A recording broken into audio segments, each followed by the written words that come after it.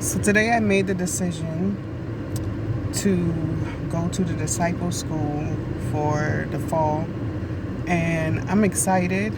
I know God is going to move. I've been thinking about doing life coaching, and Holy Spirit was just saying that most of your life you've been life coaching other people, and it's true. I feel like I've been living other people's lives and helping them with their lives as if it was my own. And sometimes I even pray, I be like, Lord, sometimes I wish I could just be them for a little while, help them get them on the right path, and then go on to the next person to help, like jumping bodies or something like that, which is crazy. Um, like, that's a lot of stress, but I say it'll be fun. I get to be this person or that person, and it's like, what about being yourself and helping them be themselves and make magic?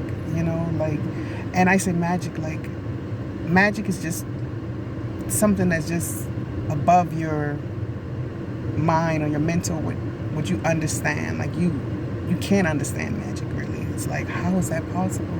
God is the God of the impossible. And I want my kids to know that mommy out here trying to be a better woman, to be a better friend, to be just a servant for God. And when I leave, I want y'all to know that I did everything to be holy, to be, pleasing before God. And it's one of those things where if I can give you the tools, if I could give you the tips, the hints, the pointers to stay awoke, to stay awake and to live holy, then that I'm gonna do that. Like, I want that for y'all. Like, I wish I had my mom and my father teaching me how to be holy, teaching me how to be a child of the Most High God, like striving to do everything in my power to please God, because this is a test. I wish I had more friends that were encouraging me, more friends, lifting me up. And I feel like I'm the one doing that. When I reach out, in return, they reach back. Some just say thank you, and most of the times they don't hit me back or hit me up first, or just be like, hey, was just thinking about you, and give me something spiritual, because a lot of people just live in life, they're not awake. Like they're living the reality, caught up in that matrix. And it's like, for me right now, knowing that everything's a test, I'm creating my own, with God driving my life. He's the reason why I breathe. He's the reason why I continue to move. And I'm like, there's going to be a day when I will no longer be on this earth. And that's when I be like, well, sheesh, let me just get as much as I can to the people. Like, I don't know when like, I'm on a clock. Don't know when it's going to stop ticking. But I want my kids, my grandkids, and the people that are watching this video or will ever watch this video, I want them to know that life is not as hard as we make it. It's not. It could be so simple if we believe and trust God. And just that, in a sense, when you were a child, you trust and you believe almost anything because you just didn't know. And then when you get older and life hits you some hard hits, you be like, you don't trust, you don't believe. And it saddens me so much, because I want to see my people, I want to see them winning. We just walking so defeated.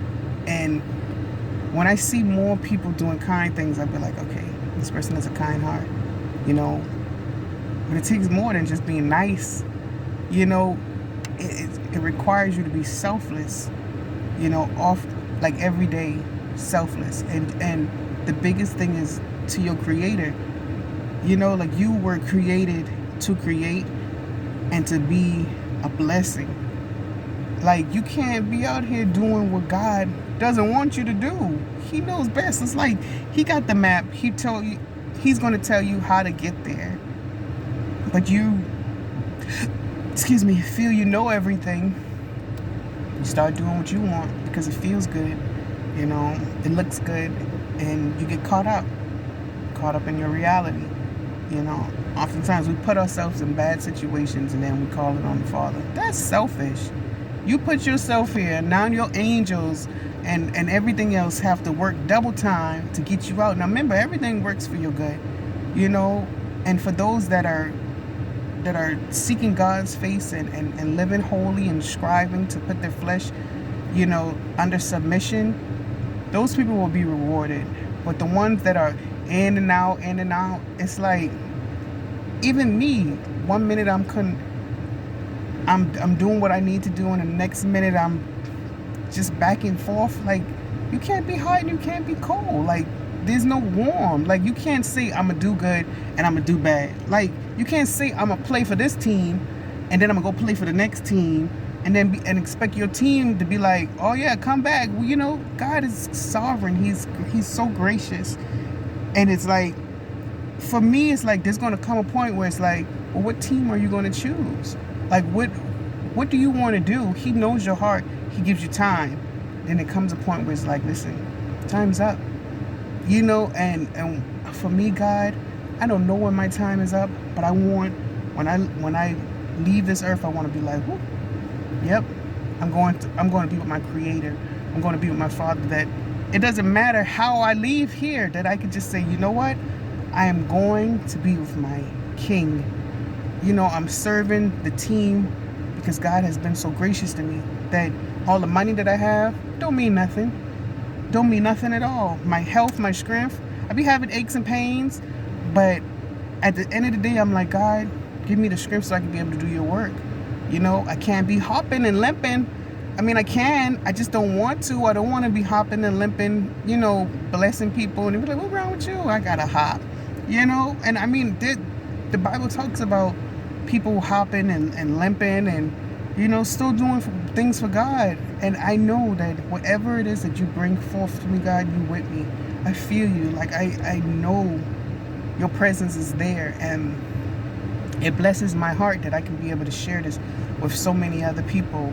And for me to start the documentaries, and I'm not the best at speaking. I'm Geechee. I speak different, and it's one of those things where sometimes I don't, say the right word, but you know what I'm trying to say. And even with my kids, sometimes I'm like, man, I'm supposed to be teaching them how to properly talk. And I'm just like, it is what it is. Like, they know what I'm trying to say. At the end of the day, I want the best for my kids, and I want the best for my life.